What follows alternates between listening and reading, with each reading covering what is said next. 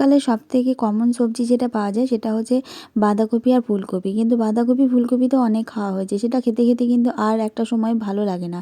মানে অতিরিক্ত কোনো জিনিস হয়ে গেলে সেটা কিন্তু সত্যিই একটু খারাপ লাগে খেতে। আর আজকে পাওয়া গেছে এঁচোড়। অনেকদিন পরে এটা বাজার থেকে আনা হয়েছিল। তো চলো, এটা তো গ্রীষ্মকালের সবজি যদিও। তবুও এখন যখন নিয়ে এসেছে তখন এটাই খাবো। আর খেতে দেখবে ১ম বার যখন এঁচোড় খাওয়া যায়, অফ সিজনের জিনিসগুলো কিন্তু খেতে বেশ ভালোই লাগে।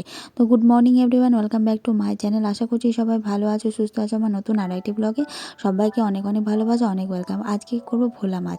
আর এই মাছটা আজকে প্রথম খেলাম। এর আগে পাওয়া গেছে অনেকবার, কিন্তু সামুদ্রিক এই মাছগুলো খেতে খুব একটা মানে আনতেই ভয় করে যে বাড়িতে সবাই খেতে পারবে কি, কোনো রকম গন্ধ আছে কিনা। তবে খেয়ে দেখলাম, খেতে বেশ খুবই ভালো, খুব একটা খারাপ কিন্তু নয়। তো প্রথমবার আমাদের যে কাকুটা মাছ বিক্রি করতে আসে তার কাছ থেকেই নেওয়া হয়েছে। আর সব জিনিস জীবনে একটু কিন্তু ট্রাই করে দেখা দরকার। কোনো জিনিস আমি না খেয়ে না করে সেটার প্রতি তো কোনো জিনিস আমি বুঝতেই পারবো না যে সেটার স্বাদ কেমন বা সেটার অভিজ্ঞতাটা কেমন হবে। তো যাই হোক, মাছগুলো এখন ধুয়ে টুয়ে নিয়ে এখন ফ্রিজের মধ্যে রেখে দেবো নুন হলুদ মাখিয়ে, কারণ মাছটা রান্না একদম শেষের দিকে করব। তো যার জন্য এখন প্রথম থেকে এটাকে ধুয়ে নিচ্ছি। যদি না ধুয়ে রাখি তাহলে তো নষ্ট হয়ে যাওয়ার একটা ভয় থাকে। তো যেমন সেই পাবদা মাছের যেমন ঝাল হয়, তো ঝাল টাইপেরই করব।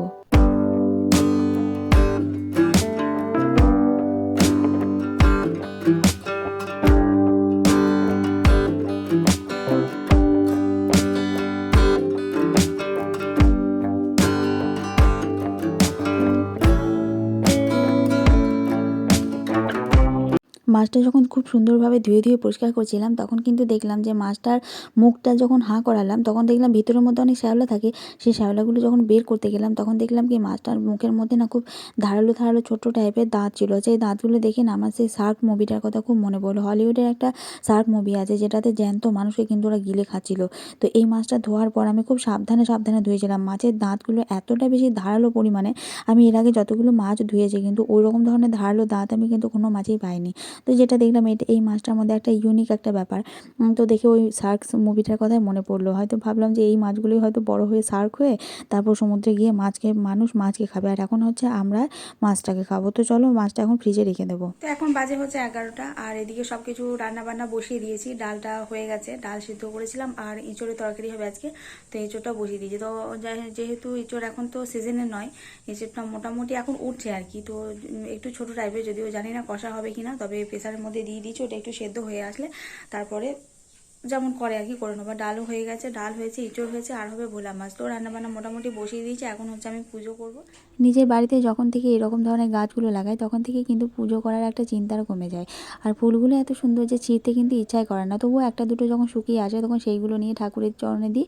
এমনকি বাজার থেকেও কিন্তু আমাদের ফুলের মালা কিনে এনে ঠাকুরের পুজোর জন্য রেখে দেওয়া হয়। এদিকে দেখছো ওই ফুলটা কিন্তু রেখে দিয়েছি। ওই ফুলটা একটু শুকিয়ে আসলে পরের বছরের জন্য রেখে দেবো যত্ন করে তুলে একটা জায়গায়। এঁচোড়টা আমার এদিকে সেদ্ধ হয়ে এসেছে। আর আমরা কি বলতো, সাধারণ মধ্যবিত্ত বাড়িতে যেহেতু জন্মেছি, তো সাধারণ জীবনযাপনের মধ্যে দিয়েই কিন্তু দিনগুলো পেরিয়ে যায়। ভগবানের কাছে শুধু একটাই প্রার্থনা করি যে তুমি সবাইকে সুস্থ রেখো, ভালো রেখো। কারণ কি বলবো, মানে তোমার যদি কিছু কমও থাকে তবুও পারা যায়, কিন্তু মানুষের যদি কোনো অসুস্থতা থাকে না, তাহলে সেটার সঙ্গে লড়ে ওঠা কিন্তু অনেকটা কষ্টকর হয়ে ওঠে। এই যে লঙ্কা গাছটা লাগিয়েছে, লঙ্কা গাছের মধ্যে কিন্তু দেখো অনেক ফুল এসে গেছে। তো নিজের হাতে যে একটা জিনিস লাগিয়েছে সেখান থেকে ফুল বা ফল যদি ধরে ওঠে, তাহলে কিন্তু মনে হয় যে না, আমার যে কাজটা আমি করেছি, যে এই জিনিসটা লাগিয়েছি, সেটা কিন্তু সার্থকতা পেয়েছে। এটা নিজের গাছে ফল ফুল দেখতে একটা অন্যরকমই লাগে। তো এখানে মাছগুলো সব কিছু ভেজে টেজে রেখে দিয়েছি। আজকে বানাবো মাছের ঝালদা, সে কারণে এখানে আছে সর্ষে বাটা, আর এটা হচ্ছে আদা রসুনের পেস্ট, এখানে আছে কুচি পেঁয়াজ, তার সাথে আছে কুচো করে কেটে নিয়েছি টমেটো, কাঁচা লঙ্কা, আর এইগুলো হচ্ছে ধনেপাতা। তো ধনেপাতাটা শেষেই দেবো। তো চলো তাহলে এখন রান্নাটা বসিয়ে দিই। এই যে এখানে মশলা টশলা সব কিছু এখন আমি দিয়ে দিয়েছি। এখন তেলের মধ্যে অল্প একটু মতো করে ভালো করে এটাকে কষিয়ে নিচ্ছি, যাতে এর মধ্যে মশলাটা আর একটু হয়ে যায়। সেই টমেটোগুলো গলে আসলে তারপর আমি হচ্ছে এর মধ্যে ধনেপাতাগুলো অ্যাড করে দেবো। রান্না করাটা হচ্ছে সবথেকে সারাদিনের মধ্যে একটা বড় কাজ। রান্না করা, পুজো করা, এগুলো যখন কমপ্লিট হয়ে যায়, স্নান করা, তখন মনে হয় কি দিনের অর্ধেক কাজ তো আমার এমনিতেই কমে গেছে। তারপরে যে টুকটাক কাজগুলো থাকে সেগুলো কিন্তু করতে অতটা অসুবিধাও হয় না, অতটা বেশি সময় লাগে না। তো মোটামুটি রান্নাবান্না আমার এখানেই এখন কমপ্লিট হয়ে যাবে, এটা হয়ে গেলেই। তো মশলা বানিয়ে ঝোলটা করা আমার একেবারে রেডি। এর মধ্যে ধনেপাতা মিশিয়ে দিয়েছি, ধনেপাতা অ্যাড করে এখন ঝোলটা দেখো সবে একটু উতলে আসে। উতলে আসলে এই যে মাছগুলো রাখা আছে মাছটা দিয়ে দেবো। আর এখানে হচ্ছে ভাত হয়ে গেছে, ভাতটা প্রায় আর একটু মতো হয়ে গেলে ভাতটা নামিয়ে দেবো, ব্যাস তাহলেই আজকের মতো রান্নাবান্না সব কিছু কমপ্লিট। ঠিক আছে। আর এই দেখো গ্যাসের অবস্থাটা, তাও আমি একটা কাপড় রেখে দিই সাইডে, এই যে গ্যাসের ওপরগুলো একদম তেল পড়ে যায়, তো সেই কারণে এগুলো একটু একটু মুছে নিয়েছি। বাকিটা রান্নাটা হয়ে গেলে আমি এখনই গ্যাসটা মুছে একদম পরিষ্কার করে রেখে দেবো, তাহলে কি হয় খাওয়ার পরে আর কোনো ঝামেলা থাকে না। তো চলো এখন ঝোলটা ফুটে এসেছে, এর মধ্যে এখন শুধু আমি মাছগুলো দিয়ে দেবো, ব্যাস তাহলে আমার রান্নাবান্না সব কিছু একেবারে রেডি।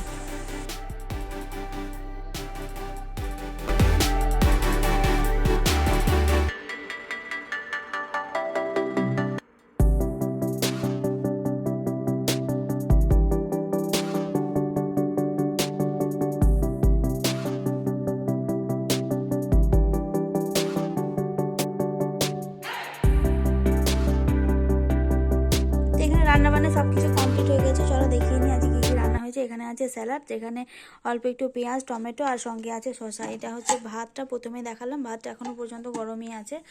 আর এখানে আছে মাছের ঝালদা, তার সাথে সকালে হয়েছিল ইঁচড় সঙ্গে ছিল কিন্তু ডাঁটা, যার জন্য একটু সাদা সাদা টাইপেরই হয়েছে, আর অল্প একটু ছোট্ট ইঁচড়, তো সেই জন্য অল্প করেই সবজিটা বানানো হয়েছে।